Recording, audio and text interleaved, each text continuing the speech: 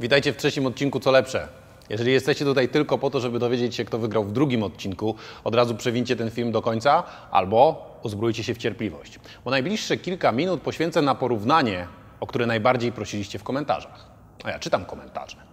I wiem z nich na przykład, że część z Was uważa, że Kasia, która wygrała iPhone'a 6s, nie istnieje i że zrobiłem wałek. Naprawdę myślicie, że chciałoby mi się oszukiwać na tak drobne kwoty? Ale o tym będzie pod koniec materiału. Teraz, zgodnie z Waszym życzeniem, stoję tu, między dwiema konsolami, PS4 i Xbox One. Na początku zajmiemy się wyglądem. Nie moim. Z zewnątrz PS4 jest smukłe i można je postawić na boku. Xbox jest większy i też można go postawić na boku. Tak samo jak stół można postawić na blacie.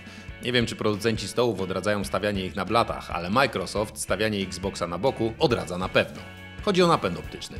Jest zaprojektowany do pracy w poziomie. Poza tym Xbox ma to wielkie coś na kablu, którego nie ma PS4, mimo że jest mniejsze. Gdyby więc szowinistycznie spojrzeć na wygląd zewnętrzny, PS4 byłoby królową balu, a Xbox tą dziewczyną, która uwielbia pączki i zawsze ma zwolnienie z WF-u. Co? Że jestem powierzchowny? Nie oceniam przecież książki po okładce, tylko konsolę po obudowie. A obudowa jest ważna, szczególnie ta część obudowy, w której znajdują się porty. Gołym okiem widać, że Xbox ma więcej portów, a więcej portów to więcej możliwości. I choć w tym przypadku duże jest lepsze, to małe ma sprytne rozwiązania. W PS4 możesz w prosty sposób wymienić dysk twardy na większy albo szybszy. Jednak wszystkich, którzy mają za dużo pieniędzy i chcieliby wpakować nadwyżkę w duży dysk SSD, chciałbym uprzedzić. Konsola po wymianie HDD na SSD nie przyspiesza tak jak komputer. W Xboxie temat załatwiany jest po kablu. Konsola bez oporów akceptuje zewnętrzny dysk na USB. Czas na specyfikację techniczną. Teraz się skupcie. Jeżeli waszym głównym kryterium są wymagania techniczne gier i szukacie sprzętu, który najlepiej sobie z nimi poradzi, kupcie komputer. Co jeżeli nie macie komputera i chcecie używać konsoli nie tylko do grania? Na obu konsolach uruchomicie bezproblemowo najpopularniejsze aplikacje. Na obu są zainstalowane przeglądarki internetowe. Można nimi oczywiście sterować za pomocą padów, tak samo jak można wybudować dom przy pomocy łyżki i widelca. Jedno i drugie polecam masochistom. Dokładnie dzień po naszym nagraniu Microsoft wypuścił aktualizację oprogramowania. Teraz jest to Windows 10 dla Xboxa. I choć zmiany są niewielkie, Internet Explorer został zastąpiony przez Microsoft Edge, co pewnie zmartwi fanów Explorera, czyli raczej nikogo. Dobra, przejdźmy do kontrolowania konsoli. Microsoft do niedawna twierdził, że Xbox One bez Kinecta jest jak cola bez gazu, więc nie można sprzedawać ich osobno. Dzięki temu wszyscy fani konsoli Microsoftu mogli grać w tenisa, wspinanie,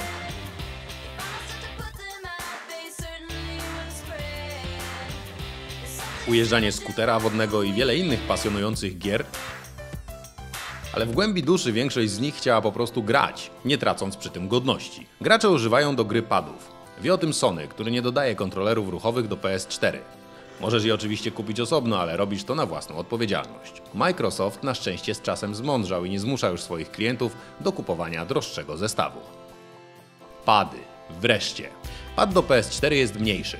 Ma touchpada, którego potencjał jest tak dobrze wykorzystywany w grach, jak potencjał większości polskich studentów w Wielkiej Brytanii. Podświetlany panel jest przydatny, bo pokazuje, którym jesteś graczem.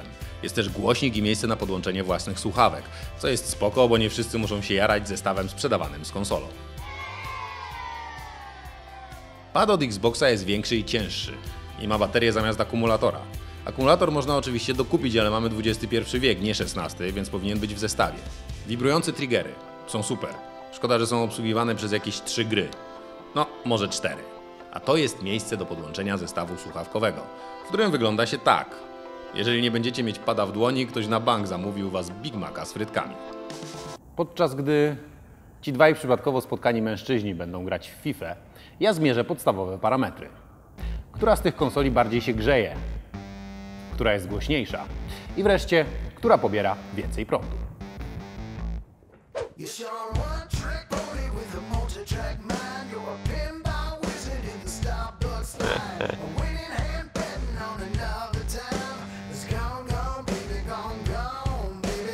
Po 10 minutach gry czas na pierwsze pomiary.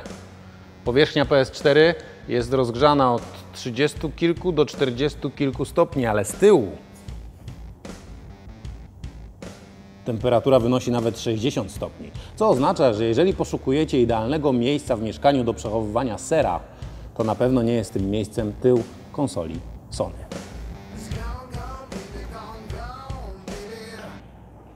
W Xboxie z kolei najbardziej nagrzewa się ta powierzchnia, a jej maksymalna temperatura wynosi 42,8 stopnia.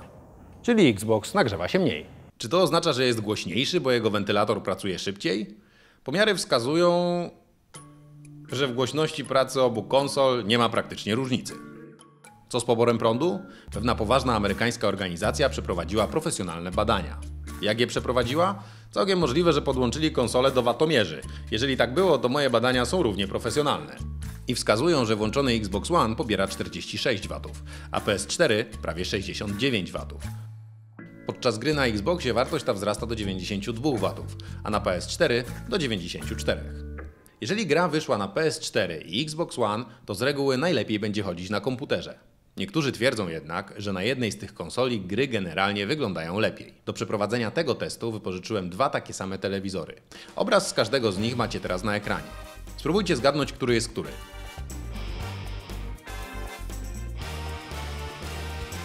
Teraz utrudnię Wam zadanie jeszcze bardziej i dorzucę obraz z komputera.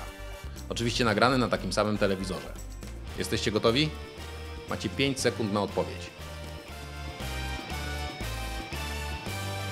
Już. Teraz możecie sprawdzić, czy mieliście rację. Przejdźmy do różnic bardziej widocznych na pierwszy rzut oka. Ekskluzywy. Jeżeli wiesz, co to ekskluzywy, wiesz też, które tytuły pasują Ci bardziej i czy jesteś typem gracza Xboxowego czy PS-owego. Jeżeli nigdy nie miałeś konsoli, bo żona trzymała Cię krótko, a teraz planujesz konsolę kupić, bo żona się z Tobą rozwiodła albo z innego powodu, musisz wiedzieć, że są gry tylko na Xboxa i gry tylko na PS4. I lepiej sprawdzić, które Ci bardziej pasują, zanim kupisz konsolę. Choć z przeprowadzonych przeze mnie niezależnych badań, w których wzięło udział pierdyliard facetów i 2 kobiety, wynika jasno, że to, jaką kupisz konsolę, zależy od tego, jaką konsolę ma Twój kolega.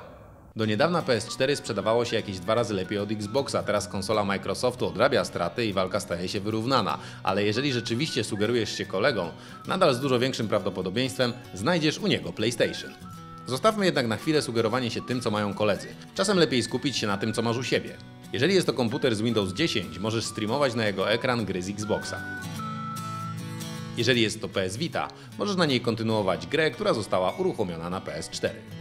Nie można budować przyszłości, nie pamiętając o przeszłości. Powiedział kiedyś ktoś i na pewno nie miał na myśli konsoli. I to jest przewrotne, bo te słowa brzmią zupełnie jak definicja kompatybilności wstecznej, w którą Microsoft wyposażył Xbox One. Dzięki temu na konsoli uruchomicie gry, które kupiliście na Xbox 360. Co na to Sony? Sony nie ma wstecznej kompatybilności takiej jak Xbox, ma za to platformę PS Now, na której znajdują się tytuły z PS3, w które możecie grać na PS4. Ale musicie za dostęp do platformy zapłacić, nawet jeżeli posiadacie legalnie zakupione wersje gier na PS3. Brzmi trochę jak płacenie 2 razy za to samo, ale chciałbym ująć to jakoś ładniej. PS4 daje więcej opcji na wydanie pieniędzy. I mógłbym tak porównywać jeszcze długo, ale ta seria ma to do siebie, że na pewnym etapie muszę oddać głos Wam.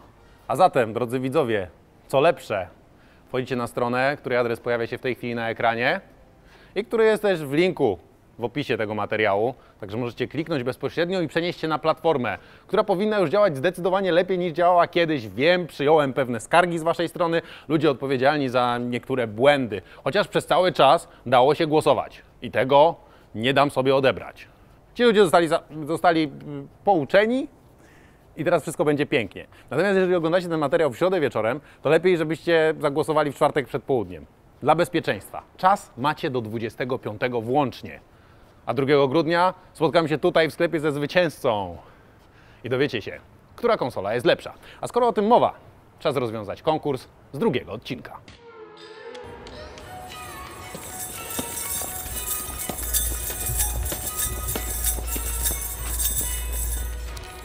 Poznajcie Bartka. To jego odpowiedź spodobała się najbardziej komisji, a tak naprawdę uzasadnienie. A teraz Bartek otwiera, żebyście zobaczyli, który aparat wygrał. I okazuje się, że wygrał Sony. Dlaczego Sony? Co napisałeś w swoim uzasadnieniu? Może najpierw. W swoim uzasadnieniu napisałem, że moim zdaniem ten aparat wybrałby Christopher Schufla jako na swój aparat do kręcenia swojego tańca niesamowitego. Jesteś fanem Christophera. Jestem jego fanem, niesamowitym fanem, tak? Najlepszym, wydaje mi się. Christopher, to jest twój najlepszy fan, a teraz twój najlepszy fan ma prezent. Wy też możecie mieć prezent. Jeżeli będziecie głosować, tym prezentem nie będzie już co prawda aparat fotograficzny, ale jedna z konsol. 2 grudnia spotykamy się tutaj razem. Czy będzie krakowiak? Tego nie wiemy. Czy będzie ciekawie? To na pewno. Do zobaczenia.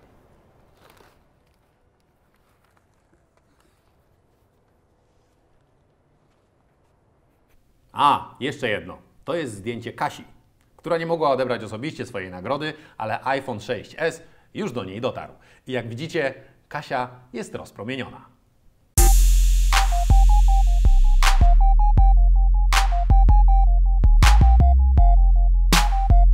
No, w końcu.